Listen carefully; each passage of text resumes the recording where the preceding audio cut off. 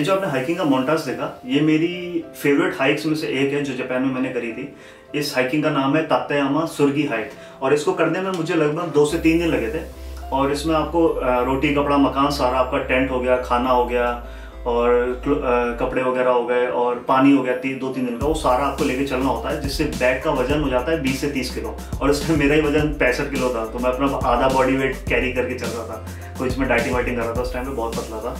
और जैसे जो नॉर्मल हाइक्स होती हैं जापान में, जैसे माउंट फूजी हो गया, और भी बहुत सारे सुंदर हाइक्स हैं जापान में, उसमें आपका स्टेमिना यूज़ होता है और आपकी लोअर बॉडी यूज़ होती है। लोअर बॉडी जैसे हैम्स हो गए, क्वाड्स हो गए, काफ्स हो गए, तो ये इनका बहुत यूज़ होता है। लेकिन ये हाइक इसलिए स्पेशल है क्योंकि इसमें ना आपको रोप क्लाइंबिंग की तरह करना होता है। आपकी चेन्स लगी होती हैं वर्टिकल स्टोन्स पे, और आपको वो लेके चढ़ना होता है, तो सारा वजन लेके, अपना भी और बैग का वजन लेके आपको चलना होता है, और हेलमेट लगाना होता है ताकि कुछ पत्थर अगर ऊपर से गिरे तो आप सेफ रहो। तो इस तरह की हाइकिंग थी ये।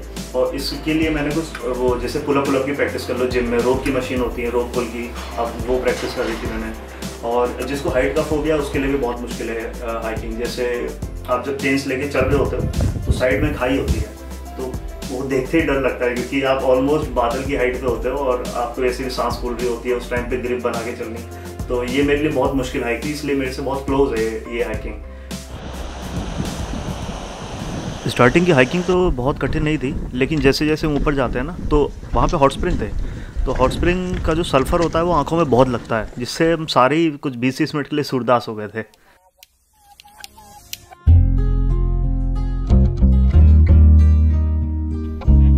तो शुरुआत में तो मैं हंसते खेलते जा रहा था, लेकिन थोड़ी देर बाद ही मेरी पैरों ने प्राण दे दिए।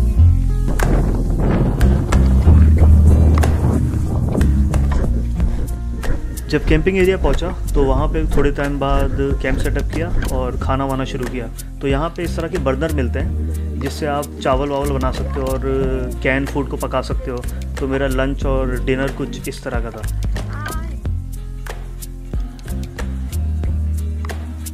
तात्यायामा में जो कैंपिंग एरिया था वहाँ पे एक भी शावर रूम नहीं था। तो वहाँ पे इस तरह के बॉडी वाइप्स आते हैं जो कि आप जैसे आपको स्वेटिंग हो रही हो हाइकिंग या किसी चीज़ में, तो आप उसको यूज़ कर सकते हो। तो मैंने भी कैंप में जाके वही किया। तो अगले दिन जो था वो हाइकिंग का सबसे डिफ़िकल्ट पार्ट होने वाला था, जो थी चेन क्लाइंबिंग और हाई एल्टीट्यूड पे हाइकिंग, जिसमें आपकी सांस बहुत फूलती है क्योंकि वहाँ पे ऑक्सीजन कम होती है।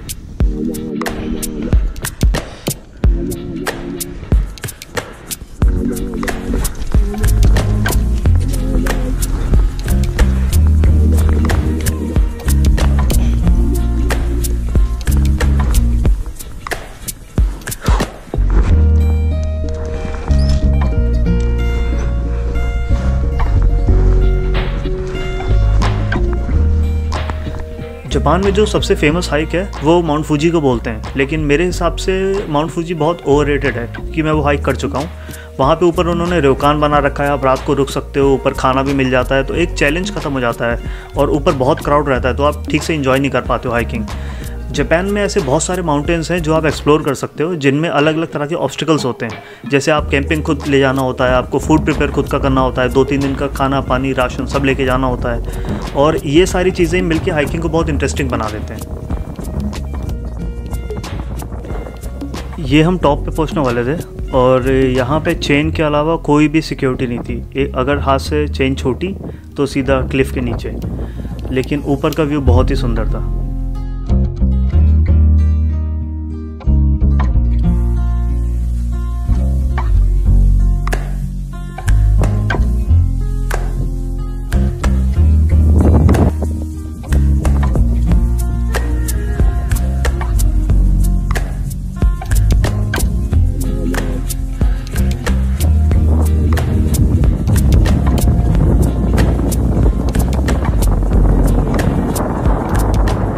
अब टॉप पे पहुंचने के बाद हमें नीचे जाना था और चेहरे के 12 बजे हुए थे, शरीर में बिल्कुल जान नहीं थी।